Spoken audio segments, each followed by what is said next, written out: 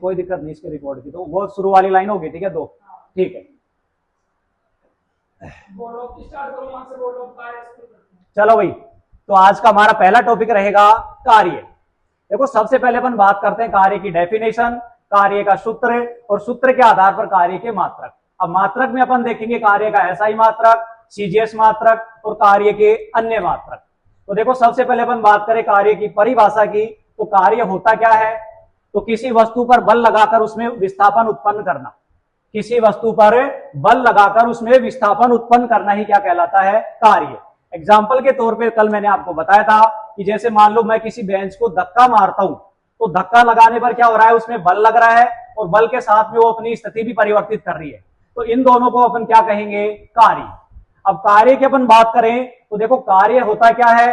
कार्य एक अदिश राशि होती है। कैसी राशि होती है?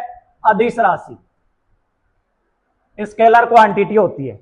दूसरी बात देखो अपन कार्य का फॉर्मूला देखते हैं, तो देखो कार्य का फॉर्मूला होता है W equal to F dot D, या कई जगह विस्थापन को S से भी लिख दिया जाता है, ठीक है। अब देखो जैसे ही अपन इस डॉट को हटाते हैं तो कार्य का सूत्र देखो क्या बन जाता है?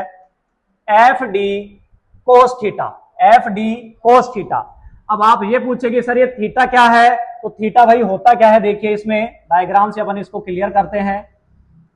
यहां पर देखो हमने क्या लगाया? एक लगा दिया यहाँ पे विस्थापन डी, और यहां पर ये क्या हो गया? बल। तो बल एफ और डी के बीच का जो कोण बनता है वो कोण है हमारे पास यहाँ पर थीटा। बल एफ और डी के मध्य जो कोण बनता है वो कोण कितना है? थीटा कोण है, ठीक है। तो यहां से देखो अपने को पता चल गया कि भाई कार्य का जो फॉर्मूला होगा, अगर हिंदी में अपन बात करें तो देखो एफ डी कोस थीटा हो गया यहां पर तो, और हिंदी में कार्य बराबर देखो क्या होता है? कार्य बराबर बल गुणा विस्थापन। कितना होता है? बल गुणा विस्थापन, ठीक है। तो कार्य की हमने परिभाषा देखी। परिभाषा क्या थी? कि किसी वस्तु में बल लगाकर उसमें विस्थापन उत्पन्न करना क्या कहलाता है? कार्य।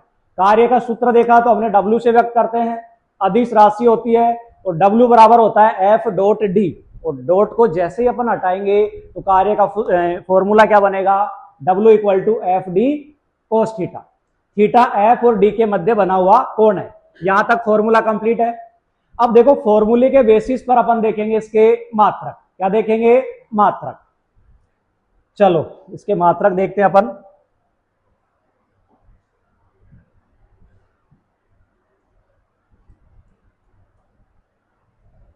सबसे पहले देखो अपन बात करते हैं इसके एसआई मात्रक की। तो कार्य का एसआई मात्रक क्या होता है? जूल, जिसको अपन जे से लिखते हैं, ठीक है। दूसरा देखो इसका एसआई मात्रक ही अपन देखते हैं इस सूत्र के अकॉर्डिंग। देखो कार्य किससे मिलकर बना है? बल और विस्थापन से। तो बल का मात्रक कितना होता है? न्यूटन, ठीक है। विस्थापन का मात्रक क्या होता है? मीटर। तो कार्य का दूसरा मात्रक क्या बन गया? Newton into metre. क्लियर है यहां तक? ठीक है। नेक्स्ट अपन देखते हैं कार्य का सीजीएस मात्रक। सीजीएस मात्रक, तो कार्य का सीजीएस मात्रक कितना होता है? अर्ग। तो हमें अब इसका रिलेशन सूत्र जानता है कि जूल और अर्ग में क्या रिलेशन होता है? जूल और अर्ग में, तो देखिए 1 जूल इक्वल टू 10 की घात 7 अर्ग।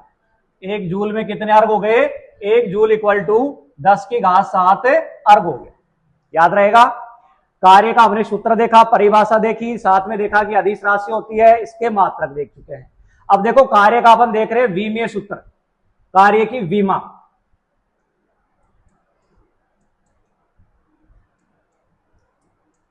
विमीय सूत्र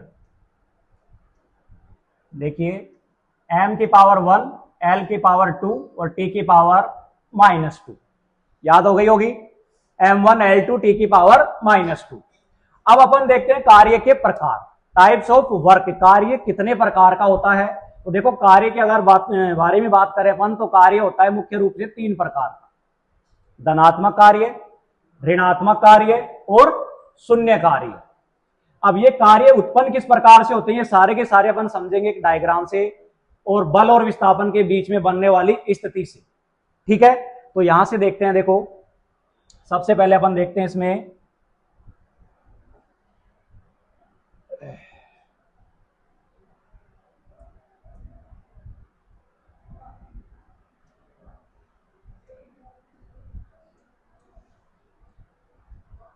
देखो पहली स्थिति देखो, इसमें आपको दिखाई दे रहा है कि जो बल और जो विस्थापन डी है दोनों एक ही दिशा में है, तीर का निशान जो है एक ही दिशा की ओर जा रहा है, तो एक ही दिशा में होता है, तो ऐसी सिचुएशन में, ऐसी कंडीशन में थीटा की वैल्यू कितनी रखी जाती है? 0 डिग्री, क्योंकि डी और एफ के बीच में कोई कोण बन ही नहीं रहा है। भाई मान लो ये डी या एफ थोड़ा सा ऊपर उठ जाता है, ऐसे अलग से हो जाता इसकी तरह, तो बीच का कोण कुछ ना कुछ तो बनता। अब दोनों एक ही लाइन पर हैं दोनों, तो कोई कोण बन ही नहीं रहा, तो कितना होगा कोण? 0 डिग्री होगा। ठीक है, तो यहां पर इस कंडीशन में कोण थीटा का मान 0 रखते हैं अपन इसी फॉर्मूला में। देखो तो कार्य कितना प्राप्त होगा? W equal to F D cos theta की जगह लिखा मैंने कोस 0, और हमें पता है कि कोस 0 की वैल्यू कितनी होती है? 1। जब कोस 0 की वैल्यू 1 हो गई तो मेरे पास कार्य का मान कितना बच गया? F into D. तो ये जो कार्य का मान मुझे प्राप्त हुआ है, ये कार्य का मान अधिकतम मान होता है, मतलब इससे ज्यादा कार्य का मान नहीं हो सकता। ठीक है, दूसरी स्थिति देखते हैं अपन। देखो मान लो अगर दोनों एक ही रेखा में ना हो, और किस प्रकार से हो? दोनों अपोजिट डायरेक्शन में आ जाएं, इस प्रकार से, इस प्रकार से। ये देखो इधर क्या हो गया? बल हो गया, और इधर क्या हो गया? विस्थापन। दोनों देखो अभी भी एक ही लाइन पे है, पहले भी एक ही लाइन में थे, लेकिन दोनों में जो एरो है, तीर का निशान है, इसकी डायरेक्शन अपोजिट है। दिख रही है सभी को? तो ऐसी सिचुएशन में जो कोण बनता है एफ और डी के बीच में, वो कोण कितना बनता है? 180 डिग्री। कितना बनता है? 180 डिग्री। तो थीटा का मान हमें पता चल गया। थीटा का मान पता चल गया तो वापस से इसी फॉर्मूला में अपन रखेंगे। तो देखिए यहां से कार्य का मान कितना आएगा? W equal to F D cos theta, यानी कोस 180 डिग्री। और भाई कोस 180 डिग्री का मान कितना? -1। याद रहेगा कितना होता है? -1। तो यहां से देखो कोस 180 का मान तो हो गया -1। अब जब -1 को मैं एफ डी से गुणा करूंगा तो कितना हो जाएगा? -FD हो जाएगा। कितना हो जाएगा? -FD। तो यहां से देखो कार्य का मान कितना आ गया?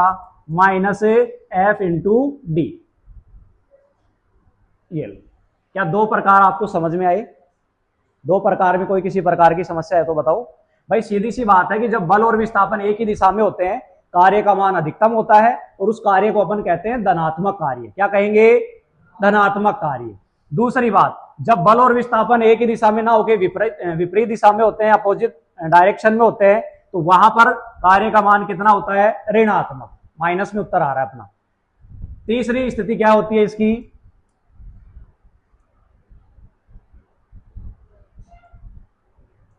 ये हो गया देखो विस्थापन, और ये हो गया बल।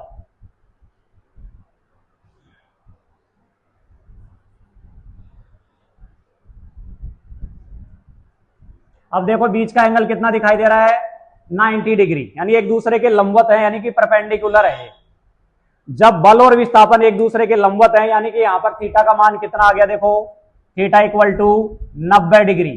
तो थीटा का मान वापस से अपन इसी सूत्र में रख रहे हैं। देखो एक ही सूत्र हमारा काम में आ रहा है। तो देखो यहां से कितना हो जाएगा कार्य का मान? कार्य बराबर बल इंटू विस्थापन, एफ डी कोस 90। और भाई कोस 90 की वैल्यू कितनी होती है? 0। अब जैसे ही कोस 90 का मान मैं 0 यहां पे रखूंगा, तो 0 जब एफ और डी से गुणा होगा तो पूरी संख्या को 0 कर देगा।